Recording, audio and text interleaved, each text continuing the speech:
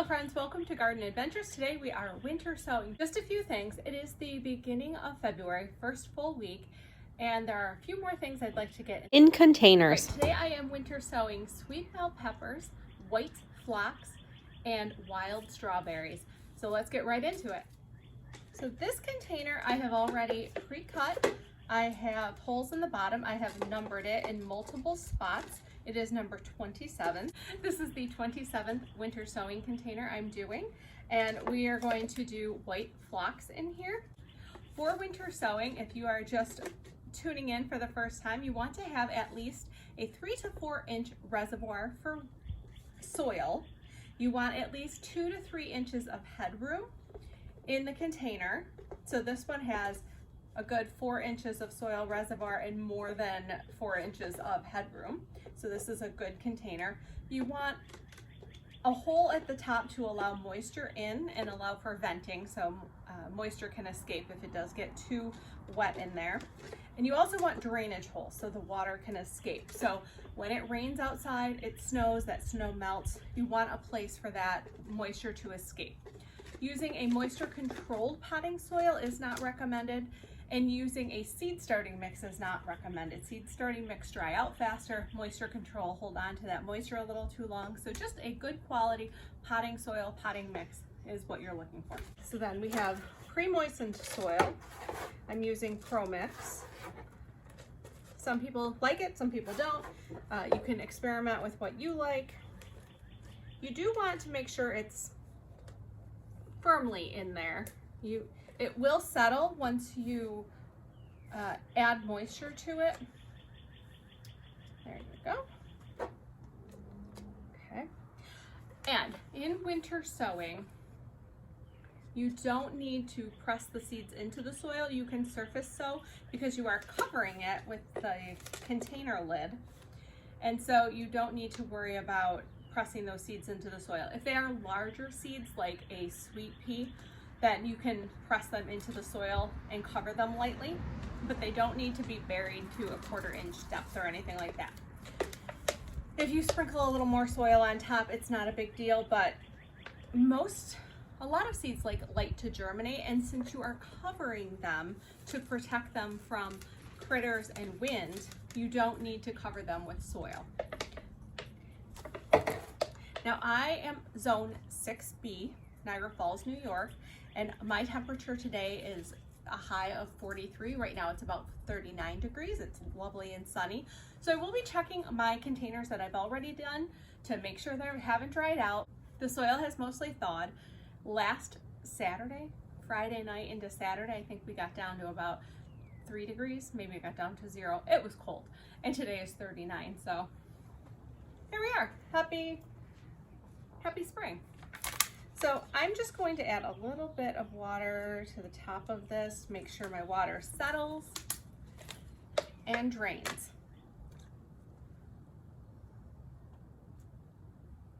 So it is soaking in quite nicely. It's a good moist place to set my seeds.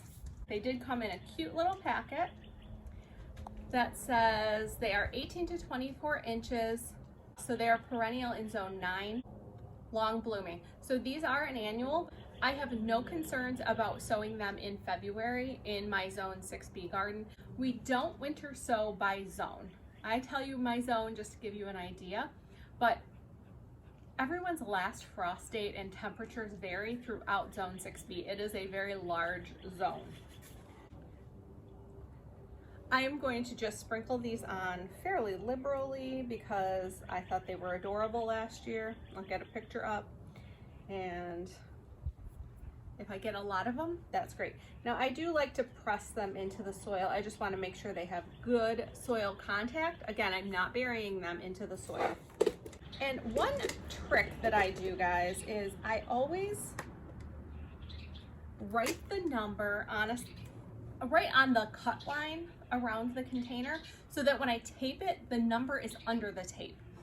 So if anything else fades, all the other numbers on the container fade, that one will stay because it's underneath the tape. And I also number on the bottom. There's a piece of duct tape there, there is a number underneath that piece of duct tape. I put the duct tape on and I put the number on the duct tape again. So this sits on the ground. It's not being exposed to sun. Of course it is exposed to the moisture on the ground, but usually it's the sun that fades it.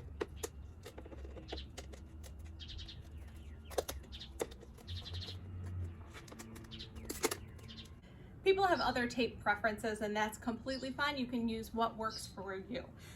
The clear plastic packing tape works really well.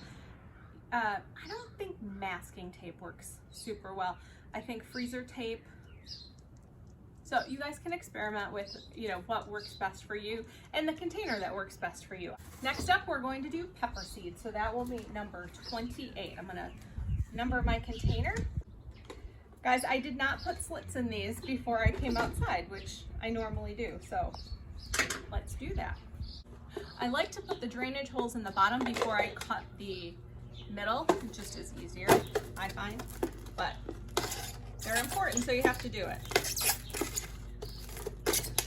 People have suggested poking your holes from the inside so the plastic pushes out rather than me pushing the plastic in. I have not had an issue with drainage in these containers at all. But I like to tell you what other people have had experiences with, because honestly, every climate is different and everyone's experience winter sowing is different. And please let me know what you are starting in February in your winter sowing containers. I love learning from everyone. So again, number 28, I wrote it on the bottom. And when I do the soda containers, there's usually a line where the label was. So I write on that, so 28, and then I will tape around, and that number will be underneath the tape. And then I do a larger number somewhere on the container. You can write it in a bunch of places. That's always helpful. So we have our hole in the top.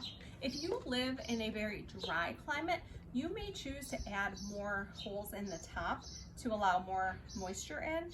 If you live in a wet climate, this might be fine.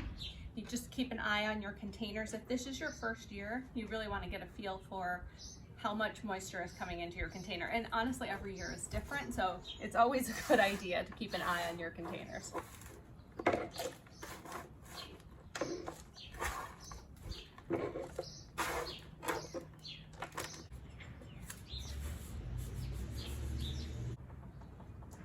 Okay, so we have our label for the bottom going over top of the number I wrote, and I wrote the number on the tape. Hope that all makes sense, guys. Number 28, all set. Number 29. Guys, the other thing I do when I cut these is I start on the side of the container so that there's drainage on the side. You want to make sure you get something underneath, because when this is standing, this is the lowest point. So you want to make sure to poke a hole there, otherwise the water will sit in there. All right, last one.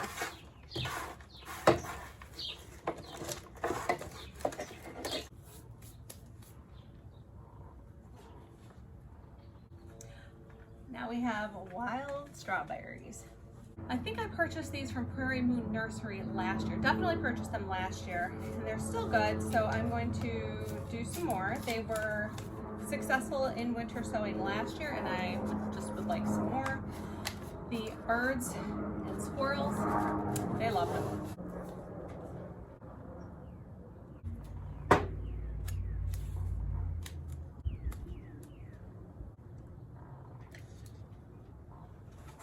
Here's my little lineup. My newest guys are over here.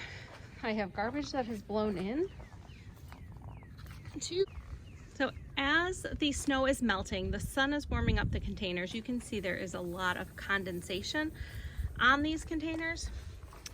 This one doesn't have any, but it is very heavy.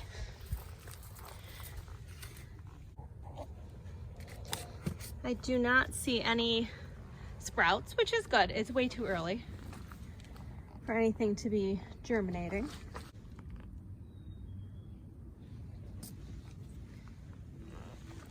I think I have a chickadee whistling. And those are my 3 latest ones. The question or concern that I see most often about winter sowing is watering. What do I really just leave it out there?